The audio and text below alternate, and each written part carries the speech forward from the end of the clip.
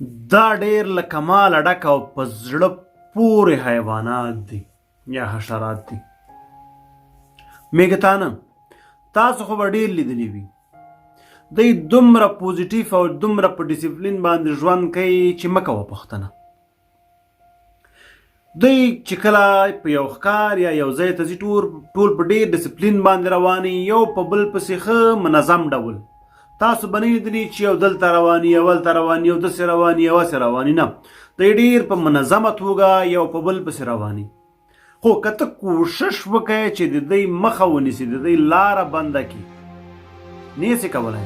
ته ورته لاس کېږده لاره بدلوي، پښه ورته کېږده بیا لاره بدلوي، بیا ورته پښه کېږده په پښه درخېږي. د چا پلار هم د دوی مخه نشي نیولی. دوی ځي، دوی حرکت کې دي،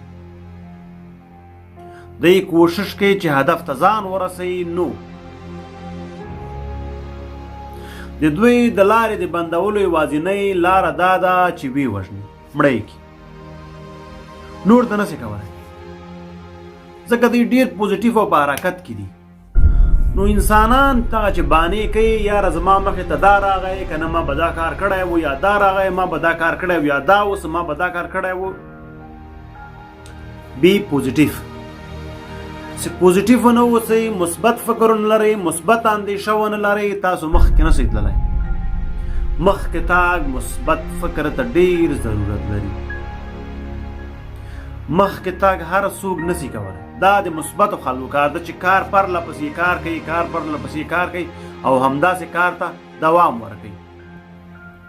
خلک تا ته پښې غځوي، خلک ستا لارو کې خځلې غورځوي، خلک ستا لارو کې خنډونه جوړیږي او خلک به همیشه تا ته وایي چې تی نشې کولی، ته دغه کار نشې کولی.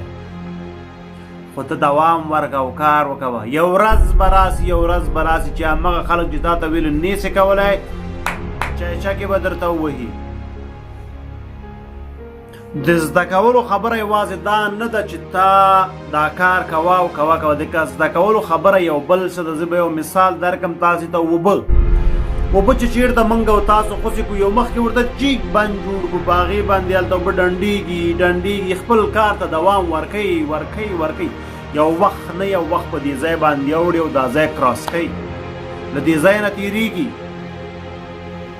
او د دوی دوم درس بیا دا ده چې دغه میږتانه په ګرمۍ کې د ژمي په اړه فکر کوي.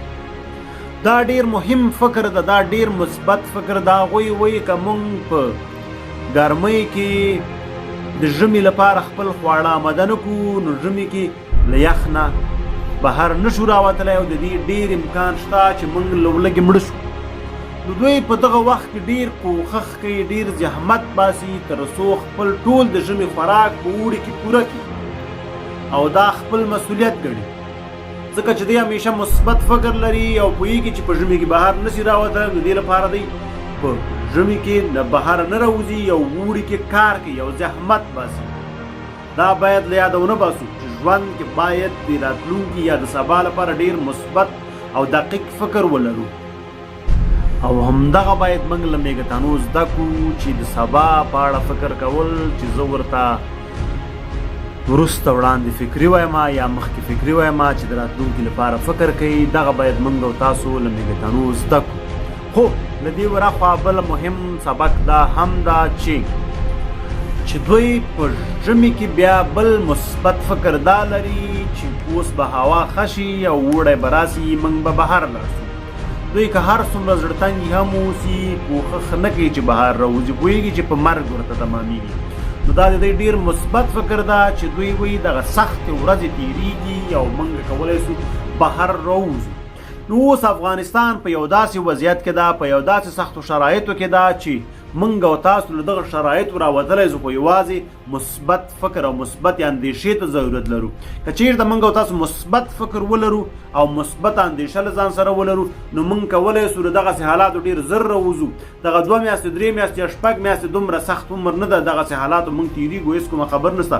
خو له دغسې حالاتو زموږ راوتل ضروري دي او موږ به له دې راوځو یوازې له مثبت فکر سره. نو هیله ده چې فکر مثبت وساتئ. دغه ناخوالې په ټوله نړۍ راغلي او تېرې شوي دي. هرې شپې پسې ورځ راځي، هرې تیارې پسې رڼا راځي.